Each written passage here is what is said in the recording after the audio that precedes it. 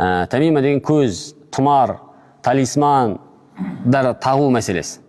Талисман дейміз, амулет дейміз ғой, былай айтқанда мойынға сондай бір мені қорғап жүреді, мені сақтап жүреді деген сияқты нәрселерді тағудың үкімі дейді. Ва тукраху ат-тамимату. Бұл көз тағу макрух тахриман деп аталады. Яғни харамға жақын макрух. Я көз тағып неге? Ва хия ол да дейді. Харазатун канатил араб туаллиқуха. Арабтар оны тағатын болған дейді. Бұрын. Арабтар тағатын болған екен бұрын бұл талисман секілді нәрсені. Аля ауладихим. Кімге тағатын болған? Балаларына дейді. Балалардың ойын тағып береді екен. Яттақуна бихал айн.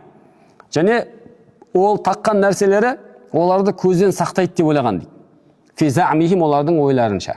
Олардың сенімдерінде сол мойнына тағып берген көз оларды көзден сақтайды деп ойлаған екен. Фа абталахал ислам, ислам келді да оны жоққа шығарды дейді. Яғни ол дұрыс емес екендігін көрсетті. Жақсы ма? Өте жақсы. Ва фил ханияти, хана деген кітапта келеді дейді. Имраатун арадат ан тадаа таъуизан. Бір әйел қаласа, нені қаласа? Ан тадаа таъуизан, мойнына тұмар тағуды қаласа. Және ли юхиббаха заужуха, күйеуі жақсы көріп жүрсін мені деп тақса. Яғни былай айтқанда күйеуін дуаласа деген сияқты ғой. Мені күйеуім жақсы көріп жүрсін деп соны оқытып күйеуінің мойнына тағып қойса, немесе өзінің мойнына тағып алатын болса, онда анна залика харамун ла яхиллу. Расында бұл нәрсе харам, халал болмайды дейді. Құдай сақтасын, сондай өзіңіздің сондай күйеуіңізге немесе басқа біреуге мені қаратып алу үшін мындай дуалауға, басқа нәрсе жасауға болмайды екен.